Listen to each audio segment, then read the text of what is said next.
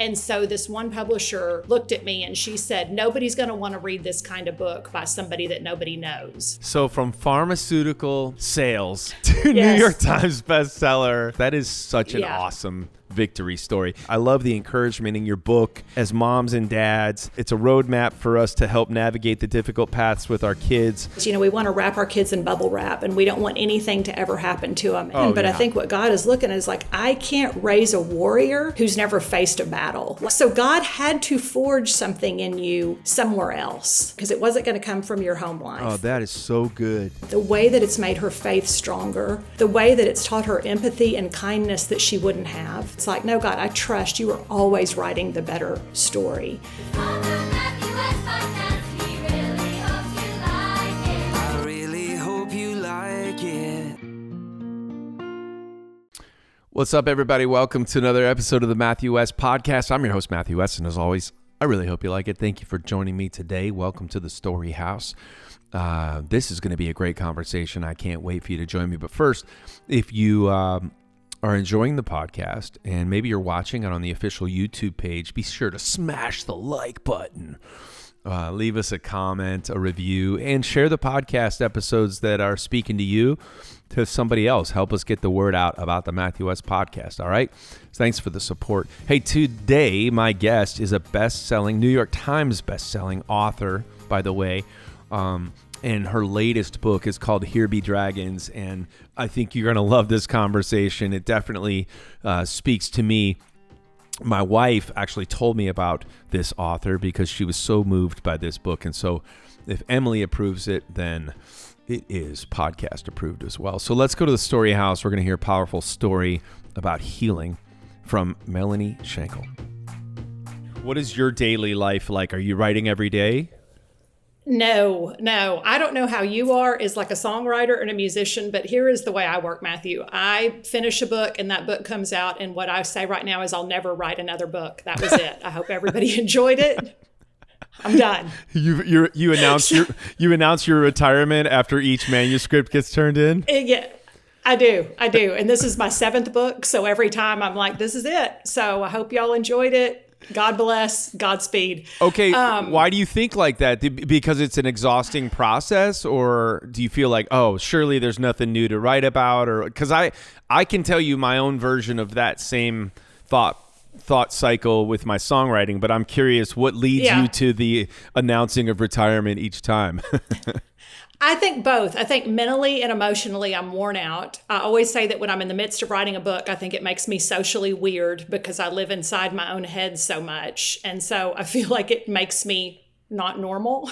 And I think that I'm like, well, there's nothing else to say. Like, what else is there to tell? Yeah. So I think it's a combination of those things. Okay, so then what ultimately pulls you back to, like, I grew up in Chicago and Michael Jordan would retire and then he kept coming out of retirement. Like, so what ultimately winds up compelling you to go, all right, I'm about to put pen to paper one more time? Yeah, I think it's I think number one, I think God starts to give me another story. Like I start to see things forming where I'm like, okay, here's another thing to write about. So I think that happens. And I do love the writing process. Like, I think I think those of us that are creative, it's like kind of a sickness that lives in you, whether you want it or not. So I do love it. I just have to like take a break from it. And in fact, I laughed because my therapist told me, she said, this summer, you need to do something creative, but something that's not writing. Like, give yourself a break. So, wow. And I thought that was good advice. So have you figured out what that something is? I think I'm going to take a pottery class. I think that's going to be my creative. I've kind of always wanted to do it. And so I think that's what I'm going to do. Now, does San Antonio, Texas have an abundance of pottery academies or whatever that, I don't know, like what's the... Yeah. They have 2. I know that. There's actually 2. So we've got that going for us. Have you ever made pottery before? No. So you're just going to go and figure it out? Yeah, I'm going to totally learn. But when I was a little girl, we used to go in Marshall, Texas. There was this place called Marshall Pottery, and you could go watch the potters make the stuff. And I was always fascinated by it. So I've kind of always been intrigued by it. So listen, I may go once and hate it, but I'm going to try it. What did the therapist say the why of that? Like, I'm just curious. She said that it's good to keep that creative side of my brain engaged, but she said, but it'll also give a rest to like the part of me that feels like I have to write and come up with a story. She was like, but creativity fuels creativity, which I do agree. That's true.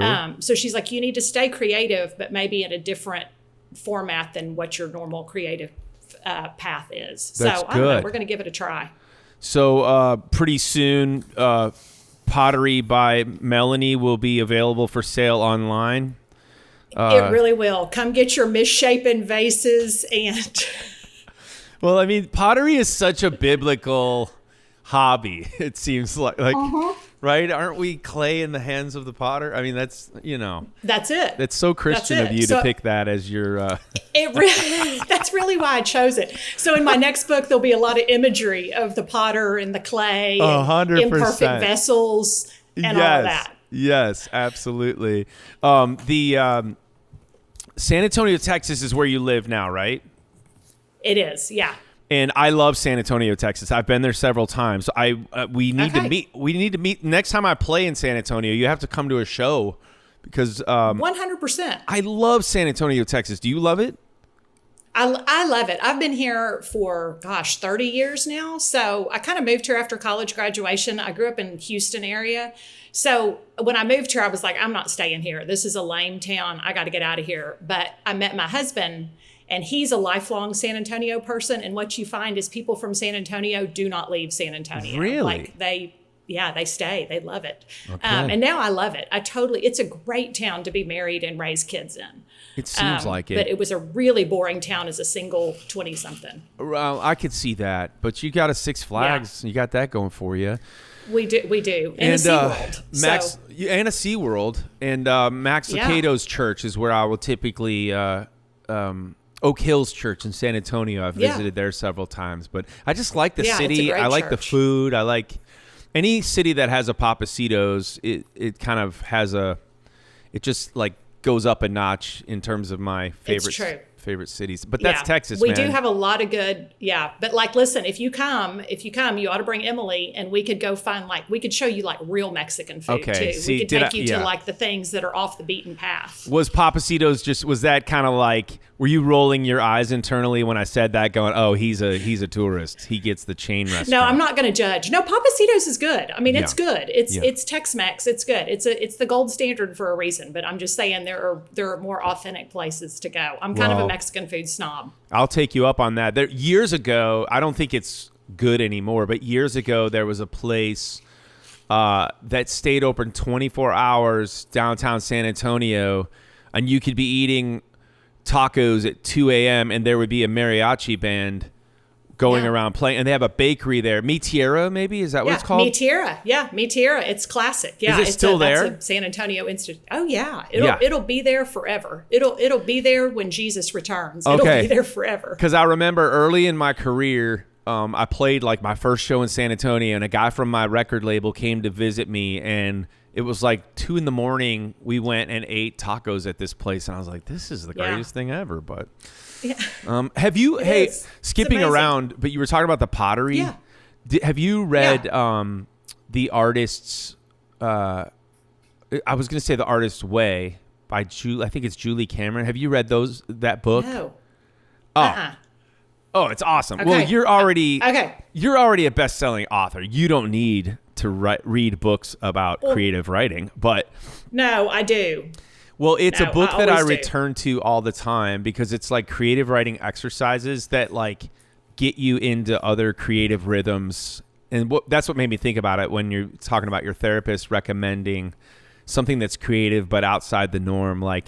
There's certain books that I return to for my songwriting that I'll read or I'll listen to the audiobook once a year just to kind of I don't know, just do different creative. But I wondered if you'd read that book because it's I haven't. Yeah, it's really, really good. But again, I'm going to add it to my list. There's a couple I'm like that. Anne Lamott, Bird by Bird is one that I feel like I've read probably 20 times. Yes. About the writing process. I have 2 books that I go to for my creativity, and one is Anne Lamott, Bird by Bird, and the other is Tina Fey, Bossy Pants. So do with that what you will. Well, that would explain why so many reviews of your books say that they have you that you have your readers laughing and crying and sometimes in the same page. So that's a good little mashup. Tina Fey. That's my mashup. That's the cornerstone of my personality right there. I love that so much. I'm trying to think of the other one that I love is The War of Art by Stephen Pressfield. Have you ever read that? Oh my gosh.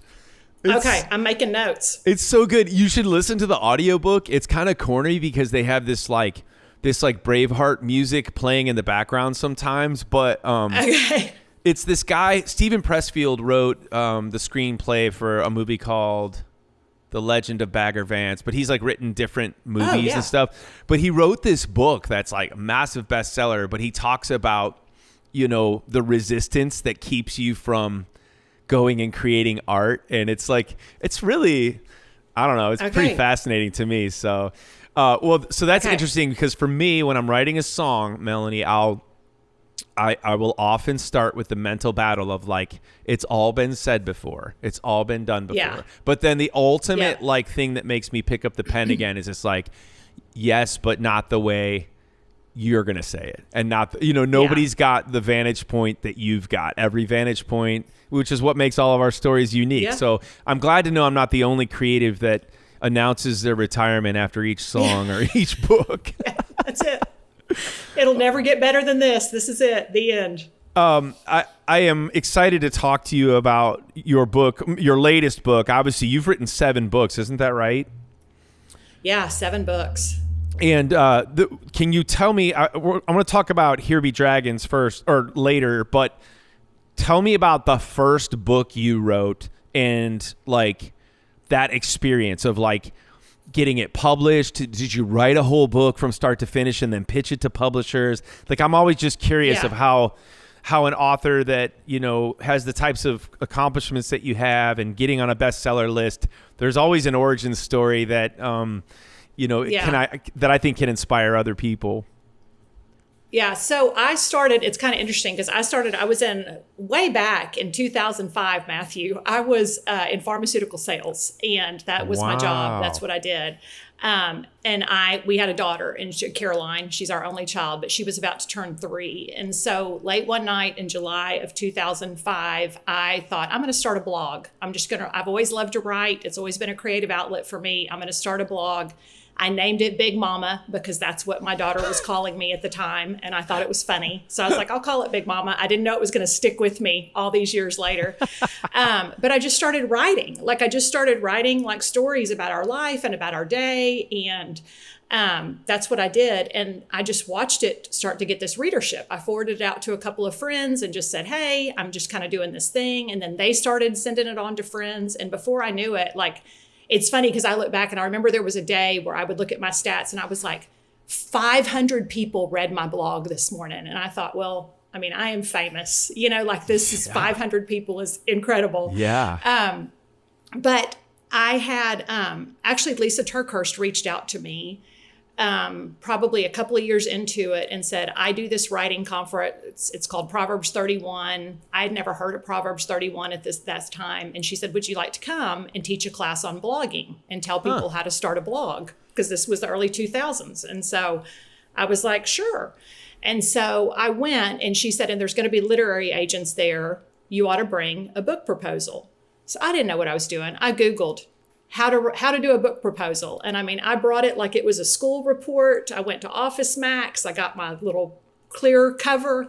And I met with 3 agents, 2 agents and a publisher. And the publisher told me the book I proposed was a book about motherhood, because that's what my blog was about. It was about motherhood and my faith and just that journey. But it was a funny memoir style. That's what I write. And so this one publisher looked at me and she said, nobody's going to want to read this kind of book by somebody that nobody knows. Like, basically, if you're not famous, nobody's going to care about your little stories. And it devastated me. I was like, well, this is stupid. This is a stupid little dream. And, but I met one agent there who I didn't hear from him. And 6 months later, he emailed me and said, I think there's something here. I would be interested in representing you if you want to pursue this. That's great. And so that was, but you know, the way God works, things never move fast, you know, or as fast as we want. That was 2008. The bottom fell out of publishing. Nobody was publishing books by unknowns. It was just, you know, he was kind of like, it's not the right time. And so I blew it off. I was like, you know what? I'm done. This feels too hard. I'm going to keep writing my little blog. And then in 2011, I said the book was the thing. I would wake up in the middle of the night and it would be like, what am I forgetting I'm supposed to do? And it was like, write the book. Like it was the thing that God wouldn't let me let go of. Like it was like, write the book.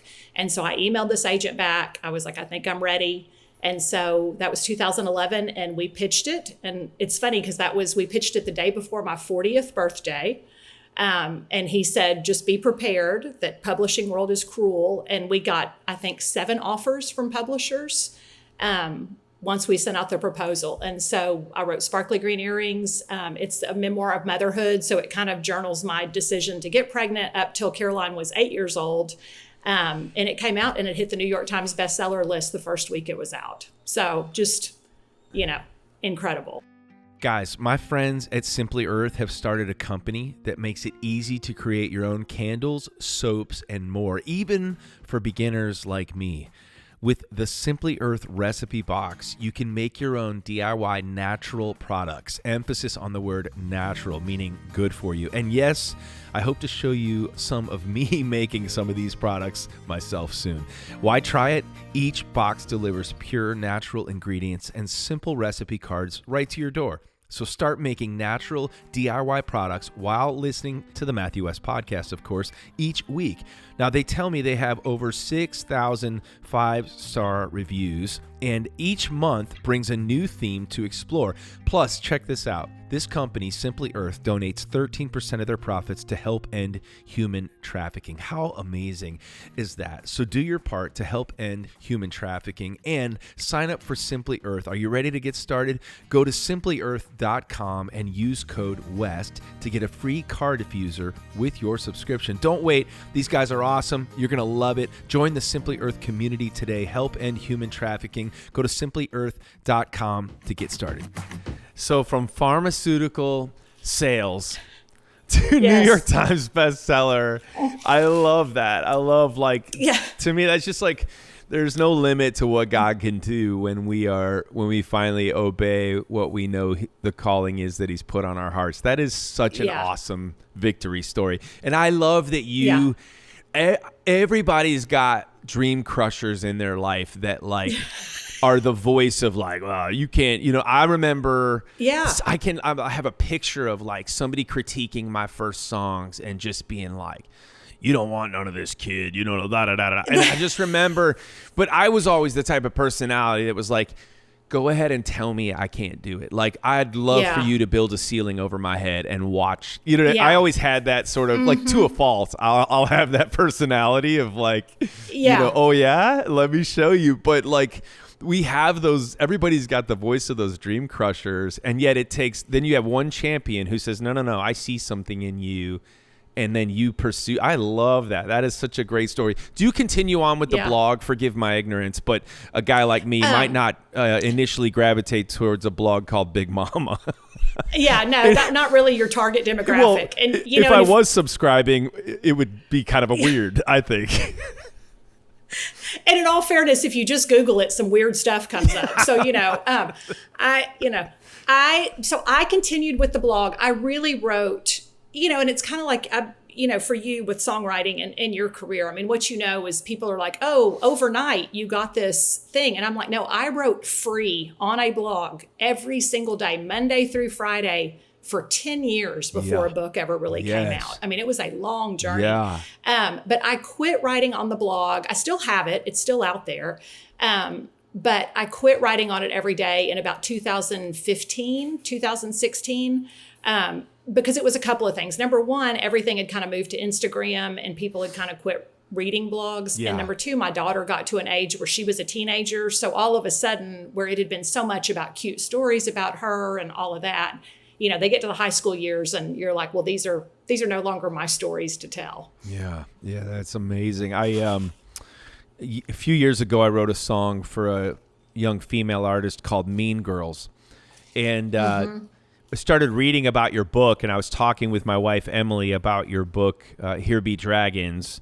And I realized there was just every family has their stories, and as parents, you're going through a journey with your kids. And I'm a girl dad, and I grew up in a house with all brothers, and so the world of Mean Girls has been a new and terrifying world that I was not accustomed to or necessarily aware of. But your book really goes at the heart of that, and you set out to write a book that was kind of about your daughter's mean girl experience, right? But I think oftentimes when we might set out on an endeavor creatively, I'm imagining a lot of times I'll be writing a song thinking it's for somebody else, and then the Lord's tapping me on the shoulder going, hey, this song is for the singer too. It sounds like as you began to write this book, Here Be Dragons, you quickly realized that this book was for the author, not just the reader. Yeah, it really, it's funny how God, because when I pitched this book to publishers, I was like, this is going to be a story about Caroline and how we got through mean girl stuff and, the root of that and how can we help our girls through that. But what I started to realize, and I do a podcast with my friend Sophie Hudson, and she was an English teacher in her former life. So she's always the one digging in. And she had been a counselor at a Christian girls' school. And she said, but do you see the ways that God had to heal what was broken in you for you to be able to parent Caroline in a healthy way through the mean girl stuff? And at that moment, I was like, oh, that's the story. Like, that's the origin story, is that it goes back to the generational cycles that I was trying to break and what I dealt with my own mother, and the ways that I had to allow God to heal what's broken. Because I think when we don't do that, we just continue to perpetuate the same brokenness. So you came from a difficult childhood, or your relationship with your mother was strained? Yes. So my parents got divorced when I was 8.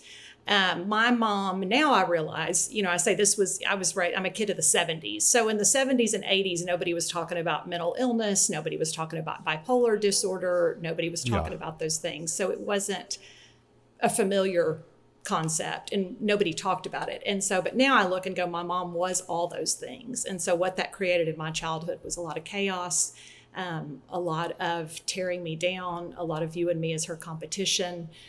Just a lot of darkness. And, I say in the book, my mom was my first mean girl. She was the first person that ever looked at me and said, you're a disappointment. So was there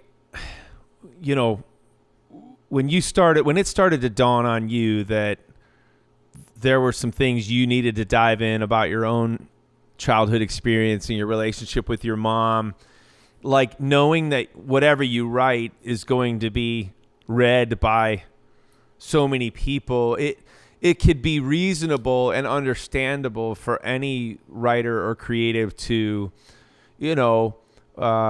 take a step back and maybe choose not to, kind of be selective with your vulnerability.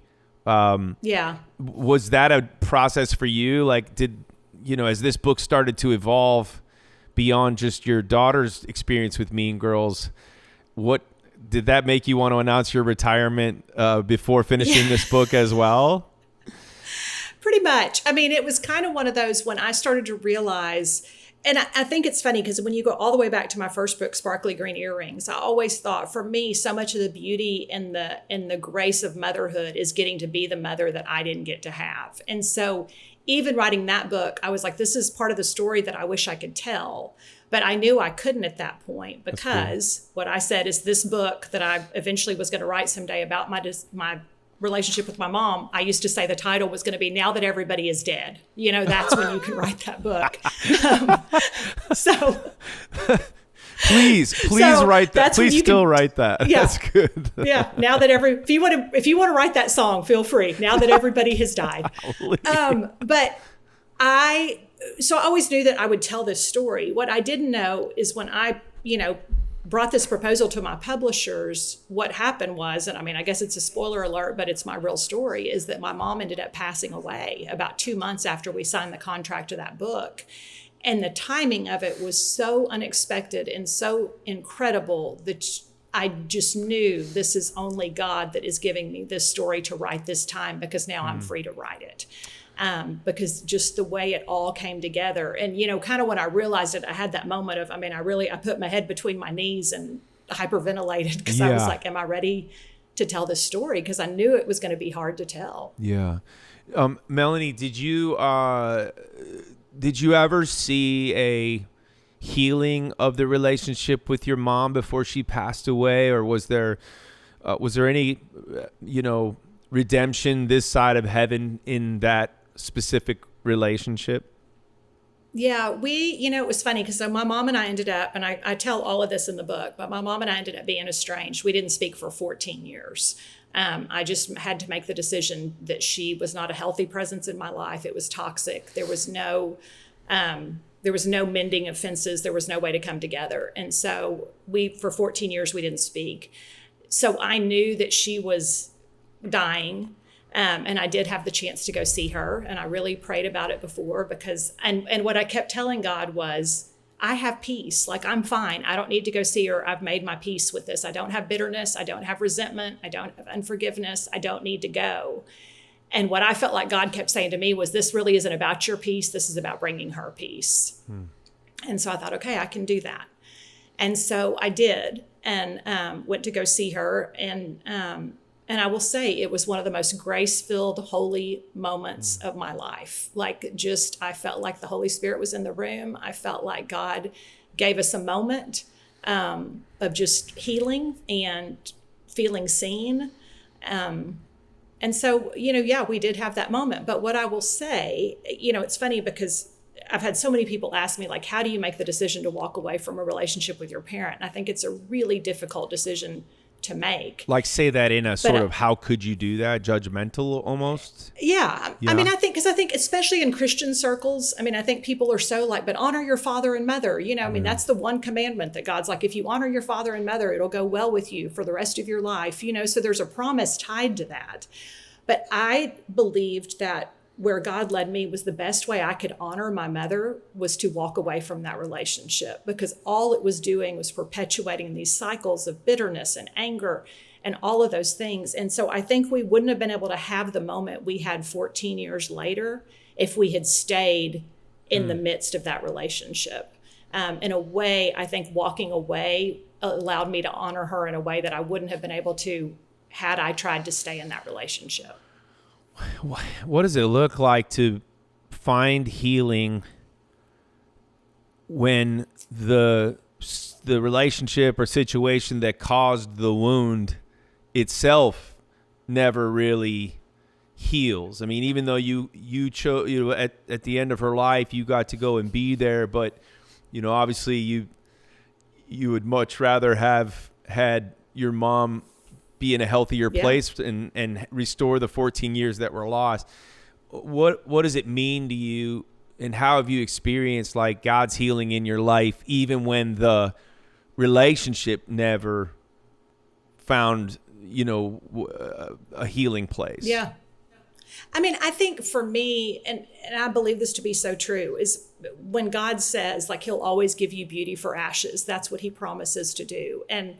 And I look at my relationship with my mom, and I think it was ashes. And so there was grief even after she died. Like, there's just this deep grief of what could have been, or what should have been, or what that relationship could have looked like. But I think for me, I found healing in two things. I think number one, there's something so healing about getting to be the thing in somebody's life that you wish you would have had in your own. And so for me to be purposeful and intentional about the way I raised Caroline and about the relationship we had, that's the full story. Yeah. She's my beauty for ashes in that. And I think, to me, one of the verses that has been a hallmark of my life, and God has really been speaking to me even in this season, is Isaiah 43, where it's like, forget the former things. I'm doing a new thing. Yeah. Do you not perceive it? That's good. And God's always doing a million new things if we'll just use our eyes to look and see the beauty where things maybe have not been the story we wish we would have had. I love that. And, it's funny. I've told people before that, like, heading into my marriage, my wife and I come from completely different families, right? My parents are celebrating their 55th wedding anniversary in August. Wow. My wife's parents divorced when she was young.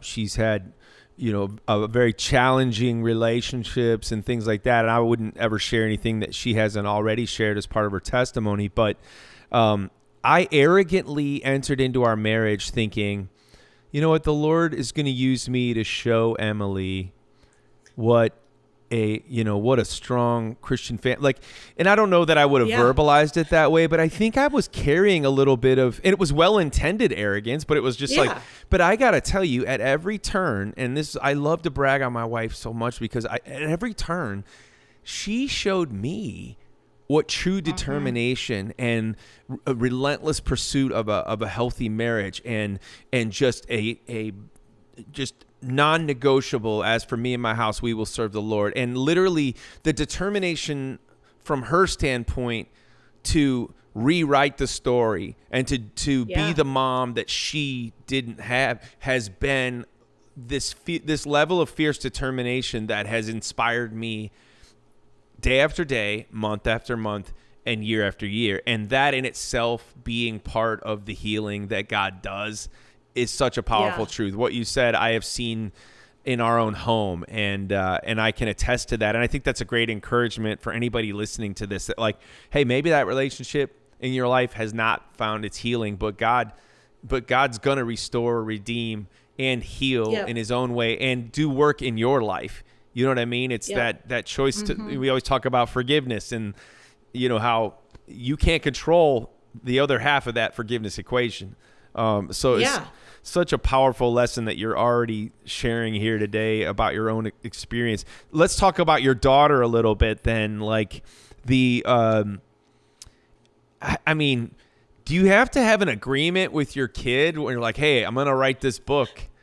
How do you approach that? Because I know how I have to approach it with my kids of when I'm putting them in one of my books or, I'm always kind of giving them, proofreading opportunities. But just talk about that experience and what you felt was on your heart with Here Be Dragon and Here Be Dragons and the experience with your daughter on that front. Yeah, it was funny because it kind of started, I was on a podcast called Storytellers Live, and they had approached me probably, 5 or 6 years ago, because they had heard me reference Caroline having a mean girl experience. And they were like, would you be willing to share this story on our podcast? There's so many moms that are dealing with this with their daughters. So I called Caroline then, or I guess she was in high school. So at that point, I just said, hey, what are your thoughts? And she was like, and here's the thing I love about Caroline is she is her father's daughter. And so she's like, you can tell it all. You can name names. I don't care. She's transparent. She's honest. She's just not afraid of anything. And so I was like, okay. I said, so she allowed me to tell the story. And then when this book started, I said, I feel like this is the story. Are you good with me telling this? And there again, she was like, yeah, I'm fine with you telling it. And so, I let her read everything that I wrote, so she would know what I was telling. But for the most part, what a gift to have a kid that's like, I'm not afraid of you telling this story. And if this story will help other people, then how much more do I want it told? So, it's been a really incredible thing to see. I love that. And I'm curious, let's start with this question. Melanie, why are girls so mean? Matthew, if you could answer that definitively, we could both retire. We could write that book and we could retire, that's, I think there's so much, I think where the enemy comes for women is there is so much in us that wants to compare ourselves to other women. I think that's where we try to measure our worth and our value. And I don't mean to stereotype, but I do think that's more of a weakness for women than men. I don't think that men have that same thing. I think girls do. And so I think as soon as we get to an age, and I think for girls, it's about 3rd grade, where you start to perceive, well, this girl has this, I like her clothes better. I like, she's faster than me. She wins all the races at PE or whatever it is. And we start to tear ourselves down. And then I think we start to realize if we can tear her down, maybe that'll temporarily make us feel better. I don't know. But I think the root is in insecurity and in jealousy, and in finding our worth in things that God never meant for us to find our worth in. What was it like, when it got its worst for your daughter, Melanie? Like, be honest about your first instinct. Now, when you say your blog was Big Mama, are you referring to yourself as Big Mama? Because I would never call somebody Big Mama unless they wanted to be called that. But what was Mama's first reaction when you, because I know my first reaction when I know that my kids, my tendency, Big Daddy is going to be like, hey, if somebody's trying to hurt my kid, I want to go burn it down. Yeah. So what kind of things do you have to work through as a mom as you're in the trenches with your kid? I mean, I think there are a couple of things. Man, it's so hard. I think number one, you need to really stop and think. First of all, I think you never assume your kid is innocent in anything. I mean, I never wanted to be that mom. I mean, my kid's perfect. I don't know about yours. My kid, I'm sorry, your kid is so flawed, but my kid, I'm sure, has handled everything beautifully. Because that's, when you say my kid would never, what do they say? Then here they come nevering like they never have. Oh, absolutely. So I think you have to, try to get the story and figure out what's going on. I think then you have to have them own whatever their part in it is. Then I think you have to realize that you're the adult. So as much as you want to show up, I mean, nothing makes you realize that you could want to beat up a 10-year-old on the playground, like them being mean to your kid. But you also have to remember, I'm the adult. And so I have to approach this with a different mentality. But I think it's talking them through. I think it's helping them figure out what's going on. I think when you realize if it's really not about them, I think it's saying, hey, this isn't about you. This is a reflection of what this person's dealing with, and we never know what other people are carrying. I think we also have to give them the freedom to walk away from relationships, to say to our girls, this person is not a friend to you. If she's excluding you, if she's making you feel left out, if she's constantly making you question yourself every time you leave, that's not how your real people should be. And I think that's part of, as parents, what we're doing is kind of showing them the way of here are what good, healthy relationships look like, and here are what bad relationships look like, because that's going to serve them the rest of their lives. Okay. I'm just going to take a second to write a note here. So don't go scorched earth. Is that what you're saying? Yeah. Okay. Yes. And you can go scorched earth alone, don't think there weren't times that I went to my closet and had some thoughts and some things I wanted to say. I literally had to tell my daughter, don't tell your counselor some of the things I just said. Yes, that's it. I said it jokingly, but, coming to your daughter's defense, there might be flawed approaches to it, but they know that I'm in their corner. And and I think, Matthew, and I kind of tell this story in the book, but when Caroline was in the thick of it, it was her sophomore year of high school, and I kept telling her, and, there again, she very much has her father's personality. I'm more the peacemaker and the peacekeeper, and I don't like conflict. So what I kept telling her was, you just need to keep taking the high road. You need to be kind. Right. You need to lead with kindness. Right. You need to whatever. I kept telling her that. There came a day when this had been going on for months, and she came home and she was sitting there crying, and my husband Perry looked at her and he said, you know what? This is war. He said, they're not backing down, and it's okay to fight for yourself, and it's okay to defend yourself. That's good too. And he said, it's okay to say no more. And he said, and if it gets physical, he was like, punch him in the face and I'll meet you in the front office. There we go. And I will say, I watched a light come on in her eyes, because that's what she needed to hear in that moment. It was okay to fight, because sometimes it is okay to fight back. Yeah, that's good. What chapter is the fight in? I gotta go back and read that one again. That one.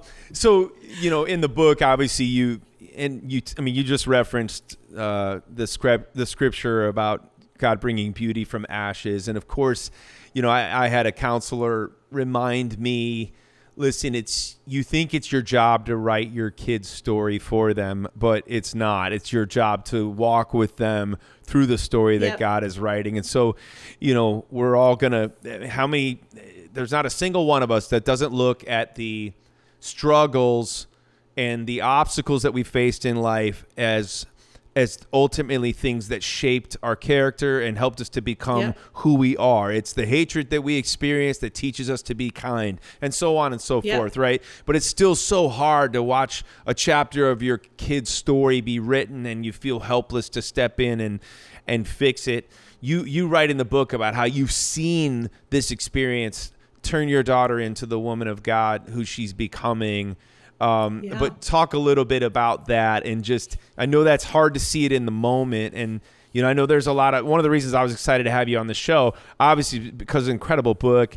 Also because selfishly there's, you know, some similarities to what our family has experienced. And it just tells me there's a whole lot of other parents, moms and dads who are out there going, man, I'm trying to figure out how to guide my kid through this difficult chapter. So to have that perspective looking back, to make my question even longer, but to have that perspective looking back and seeing, okay, look at what the Lord has done in her life. Just can you encourage some others who are not yet at that point and still in those trenches that you guys were in?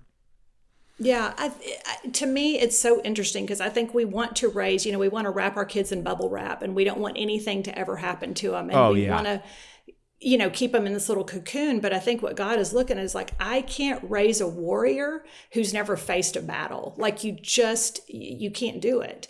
And what I've even told Caroline, I've said, because, you know, as she's had, you know, these friendship difficulties and, you know, hard things that our kids are going to inevitably face, I said, here's the problem, babe. You have a mom and a dad who love and adore you, and we would like go cheer you on while you do laundry. You know, like we would be like, you're amazing. Look at how you folded the whites. You know, like that's how you've grown up. Yes. So I'm like, so God had to forge something in you somewhere else. Like he had to create, because it wasn't going to come from your home life. Oh, that is so good. Have to, you know, like I think you've got to learn how to be tough somewhere else. And I look at what God has done in her life and who she is, and she graduates from college in 2 days. So listen, I'm all in my feelings about it, but I'm so proud of the way she's come out on the other side, the way that it's made her faith stronger, that's beautiful. The way that it's taught her empathy and kindness that she wouldn't have, the way she looks for the people who need a friend. It's just forged some incredible things. And part of her story is Matthew. I mean, she's got her own devotional that she wrote during her junior year of college that comes out next year. She's written her own book that's about, you know, her story and to hopefully help young girls going through the same thing. And so you look and go, God, I wanted it. Here's what looked so important to me. You know, I wanted her to just have all these friends and have this wonderful, magical high school experience that looked like the movie Grease and there's a carnival at the end and all that stuff. Yeah. And God was like, no, I'm writing this better story. Yeah. And I think and God keeps bringing me back to that is, you know, she faces other heartbreaks and hard times where it's like, no, God, I trust you are always writing the better story. Yeah. And he sees things in our kids that we don't even see as parents. And he knows what's going to need to happen in their life to bring those things out in them.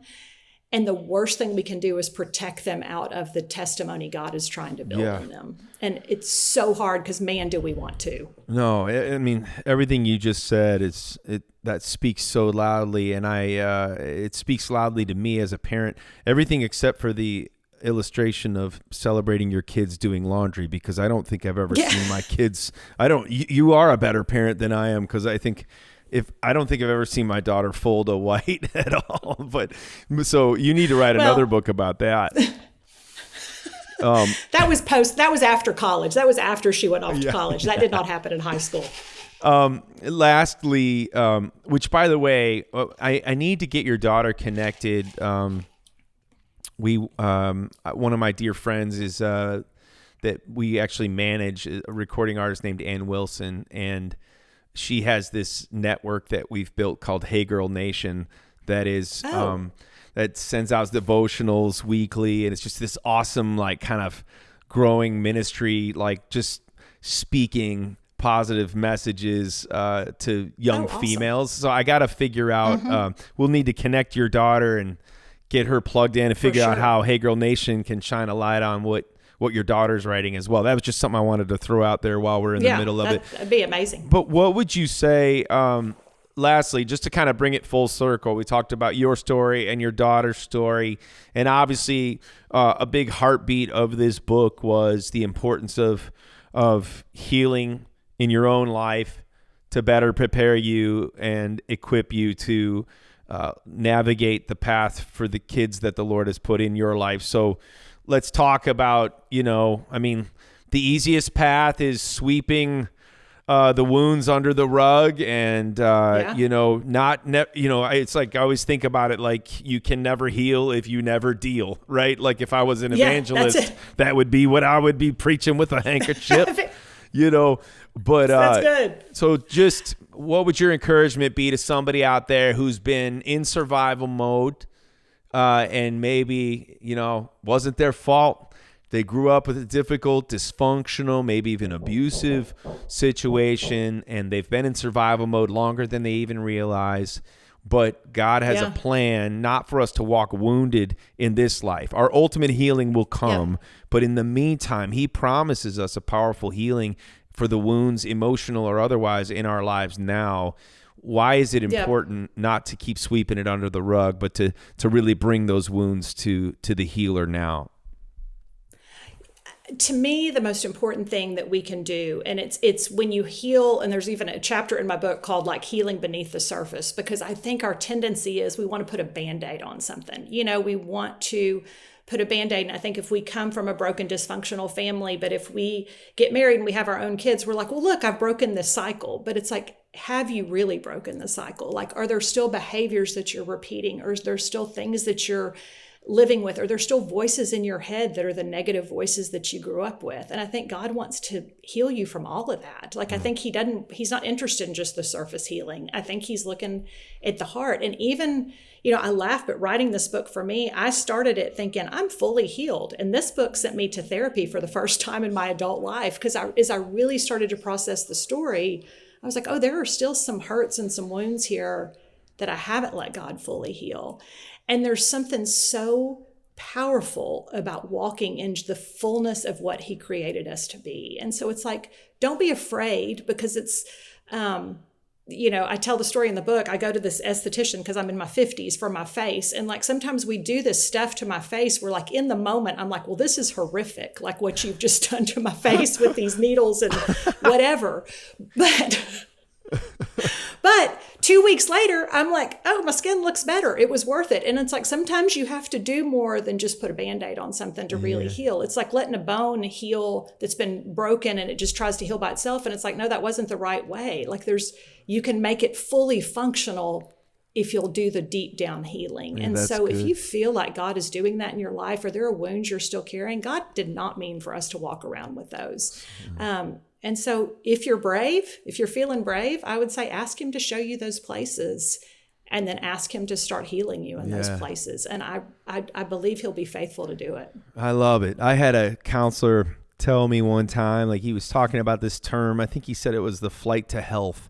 And it was like he was helping me recognize this tendency in me to like just to hurry up and get better, right? And I was at the time I had a physical injury, and I had been unable to play the guitar for like a year, and I was going through physical therapy and had all these stitches in my arms and all these things. And there was something about like my last physical therapy appointment where they were going to like ring the bell and graduate me, and I just ghosted it. I didn't show up. And my counselor was like unpacking this with me, like, why wouldn't you just like, but in my mind, it was like, I needed to be past this. And I never even thought of a physical injury as being like traumatic, but like, it was just unpacking some of those things and noticing this tendency in myself to just be like, I'm good. Everything's good. Yeah. I'm fine. I'm okay. And, I write a lot about that because I don't want to be that person who puts the Band-Aid on but never fully heals. Yeah. And I love the encouragement in your book. It's an encouragement for all of us as adults, as moms and dads. It's a roadmap for us to help navigate the difficult paths with our kids, but it's also a roadmap back to remember that we are His kids and that He desires to do a powerful healing work in our lives. Congratulations on another great book, Here Be Dragons. And you've announced your retirement on this podcast, but you've also announced that you will come out of retirement once again, and you'll start writing after you take this rigorous pottery course. Is this? That's exactly right. All Stay right. tuned for my next book, In the Potter's Hands. I'm sure it'll be, that's what it's going to be called. So I I'll be love ready. it. I'll write the foreword. Perfect.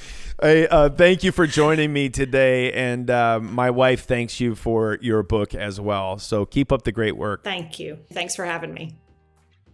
Guys, thanks for joining me today. Thanks to my guest, Melanie Shankle. Be sure to check out her latest book, Here Be Dragons. It's available everywhere. You're going to love it, just like my wife, Emily, did. And, man, thanks for listening. Thanks for watching. Remember, you get one shot at this life. It's your story for His glory. See you next week.